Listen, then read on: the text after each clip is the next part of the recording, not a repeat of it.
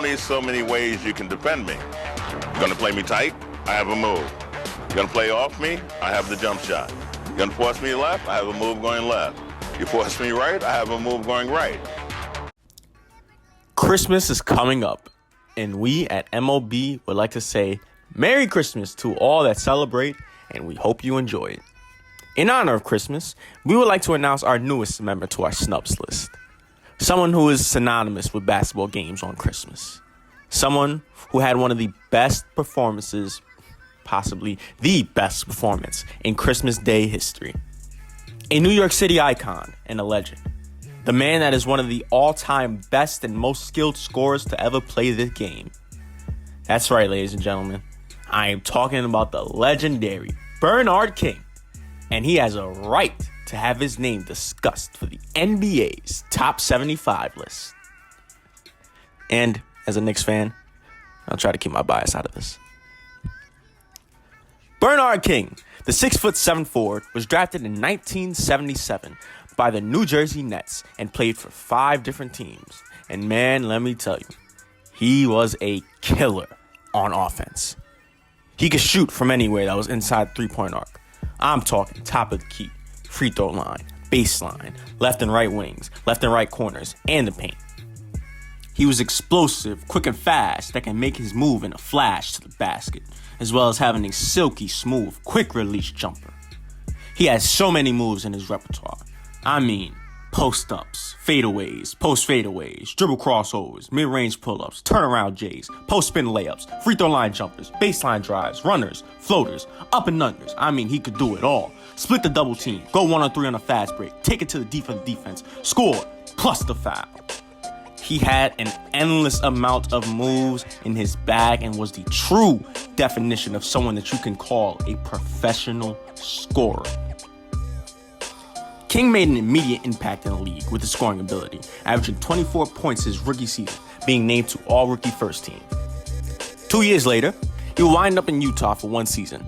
However, he didn't get as much minutes, got injured later in the season, and went through with some off-court problems.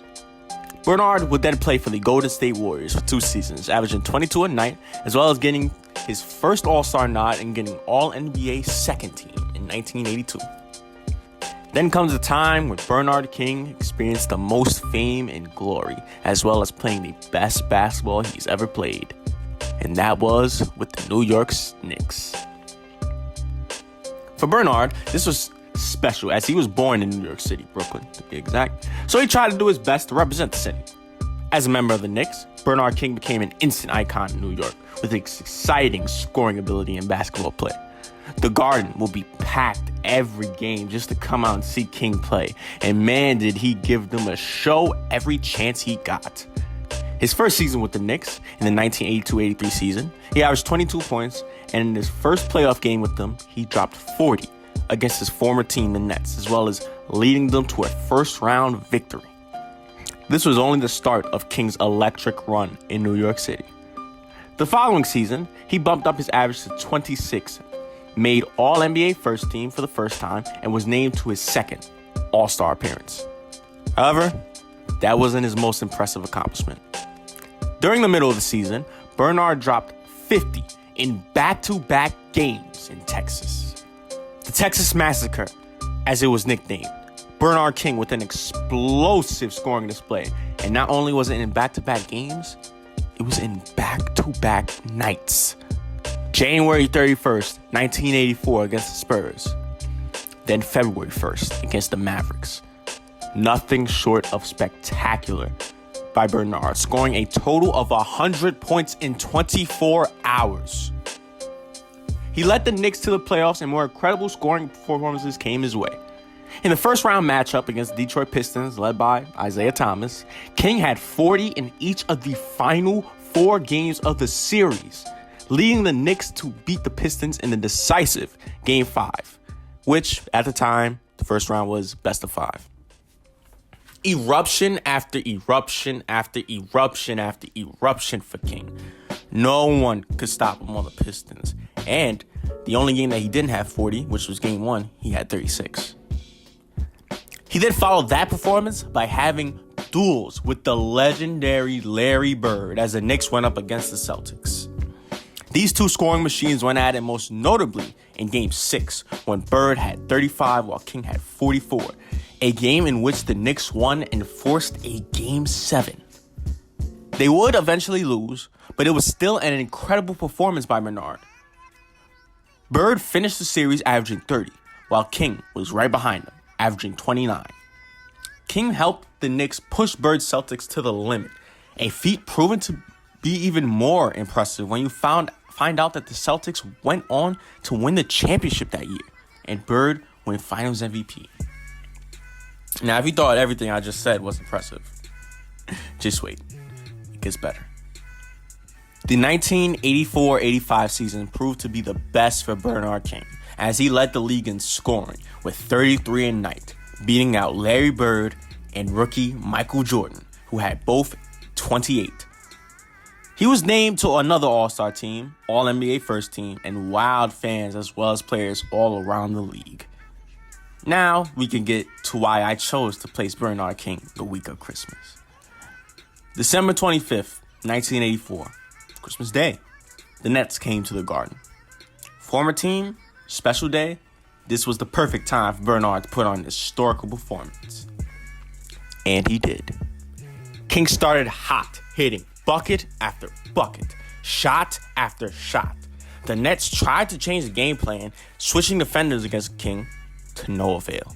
They had no answer, as Bernard dropped 40 in the first half and finished the game with 60. A 60-point Christmas Day eruption, a feat to this day no one has passed. A legendary memory that everyone in the Garden, as well as everyone around the league, never and will never forget. Unfortunately, though, as I said, this was his best season. This was also King's worst season. As a little past midway in the season, Bernard King suffered a fatal injury, a torn ACL, that put him out of action for 2 years. Which leads me to why voters left him off the list. Injuries. Bernard missed a ton of time, and his prime was skipped over. He was never the same after. However, Bernard did everything he could to bounce back. And he did. The Kings traded him to Washington as they wanted to go young, and King seized the opportunity. Sure, he wasn't as explosive or quick as he once was, but he adopted his play. He sacrificed the speed for more skill, and was still able to score the ball at a high level. Each of his 4 seasons with the then-named Bullets, he improved. First year, averaging 17. Then 20. Then 22. He had worked so hard to get back to his scoring form that his last season with them, he exploded, averaging 28 a night and being named to All-NBA third team, as well as getting his last All-Star Game nod. The fact that even though he had that close to career-ending injury and came back to being close to how he once was in terms of scoring is truly inspirational. Throughout his career, King, a scoring machine, was so much of a scoring machine that even the players went up against him wowed at his fantastic ability to score. Charles Barkley said he was fantastic. Larry Bird said he was the best forward in the game. Dominique Wilkins said he was afraid of no one, but couldn't sleep the night before playing Bernard King. What makes his scoring ability even more noteworthy is that he played in the 80s, a physical era of basketball, and was still able to score at will. And not only that, but he was incredibly efficient as well, shooting 51% for his career. Now combine the defense in that era, as well as the shots he was taking. That's just unbelievable. And all that without even shooting the 3-ball a ton. All in all, Bernard King should be recognized. He was one of the best and most skilled scorers this game has ever seen. He is a New York City legend and an icon. He played in a tough era, playing against the best of the best while at the same time matching their best. And he had some of the most historical performance in NBA history as well as the most historic performance in NBA Christmas Day history. So, once again, everybody, Merry Christmas. And does Bernard King have all the right to be named on the NBA's top 75 list?